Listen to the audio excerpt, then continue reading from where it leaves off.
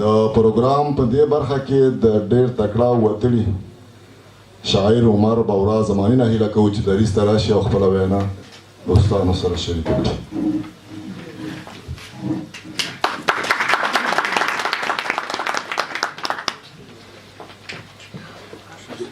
د لوی سپېڅلي څښتن تعالی په سپېڅلي نامو په لومړي کې انجینر صاحب زلمي ته د دغه کتاب د لیکلو نه چې د په ارواښاد وزیر محمد ګل خان مومند باندې لیکل شوی دی ډېره مبارکي ورته او قلم دې برکت وي. ما غوښتل زه خبرې وکړم خو پوهان صاحب هغه د ارواښاد مومند بابا په حکم ادبیات او حکم دغه طرف چې و هغه هغې وکړو یون صاحب په خپلو خبرو کې د خپلواکۍ د هغې کومه مبارزه چې وه په هغې خبرې وکړې خو زه بیا هم یو څو خبرې د هغې په یو دغه کوم ځکه انجینر صاحب ته مخکې اشاره وکړه او هغې ویلې چې نورو قومونو فتحې کړي دي او زموږ قوم صرف پښتنو جنګ کړی دی. نو په همدغه لحاظ باندې هغه چې کله ما د مومند بابا په باره کې د انټرنیټ د لارې پلټنه کوله نو ما چې ولیدل په دې باندې زیاتره لیکنې غیر پښتنو کړې وې او هغې کې په دې باندې د تبعیض تعصب فاشست تورونه یې پرې لګولي وو. حتی ځینې پاسې لیکلي وو چې محمد ګل خان مومند بابا او بیا لیکلي وو چې قوم کې دا شینواری و. نو دا دې ته دغه کېدو چې هغې صرف هغه کوم تعصب سره چې لیکنې کولې حتی د دوی هغه کړنې د دوی هغه عمل هغې هم لوستلی نه و خو صرف پسې لیکنې کولې. نو بیا په دې کې چې دی دا په همدغه خاطر باندې چې دی بابا غوښتل چې د افغانستان او خاص کر هغه سیمې چې هلته د پښتنو اکثریت یې په هغه سیمو کې باید پښتو د دفتر ژبه شي.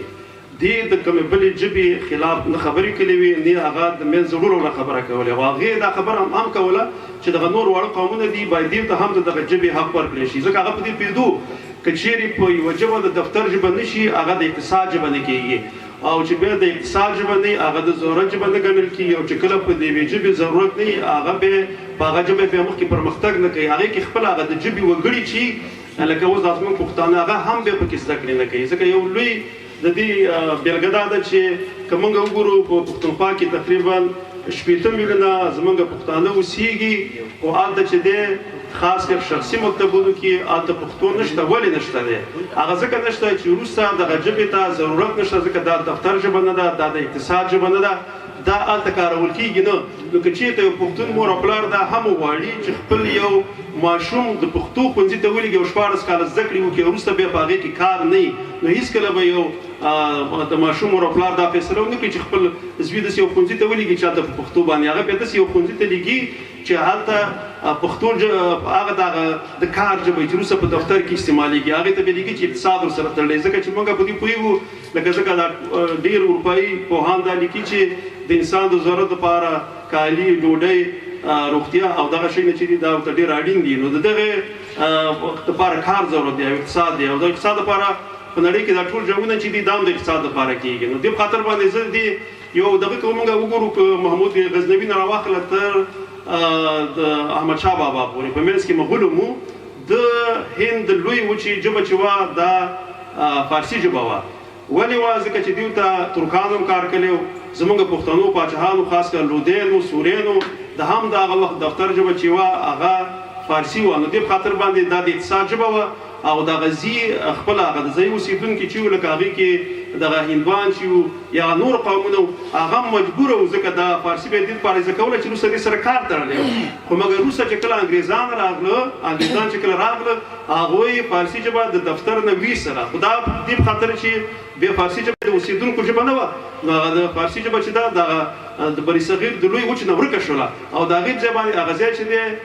انګلیسي یا انګریزي ژبه ونیو نو هغه انګریزي ژبې څه کولی وو چې دا ژبه دوی د اقتصاد ژبه کړې وه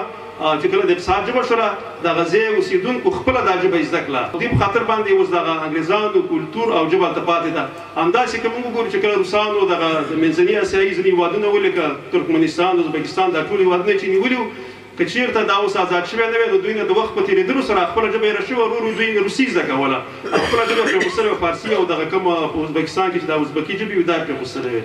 دوی هم خپله ژبه روسي کړې وه ورو ورو. نو هغه هېوادونه لکه چې کوم یو نور هیوادونه به نیول او هغه به قبضه کول هغه قوم به کامیاب شوی دی چې خپل ژبه خپل کلتور ځان سره وړي دی مګر هر هغه قوم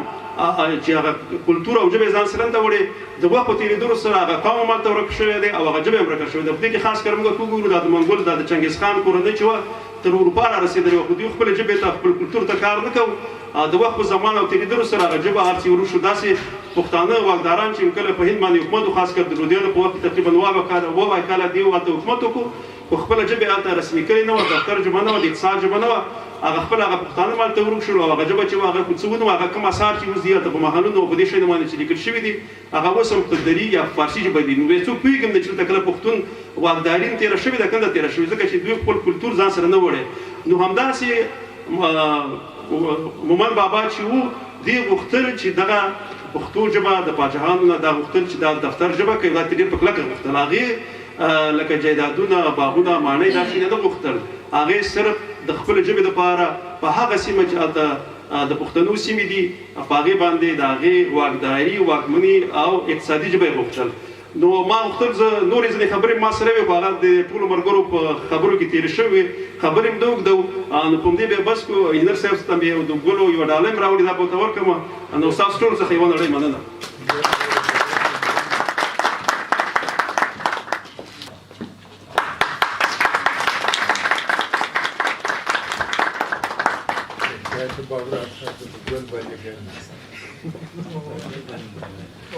د عمر بورا زماني څخه نړۍ مننه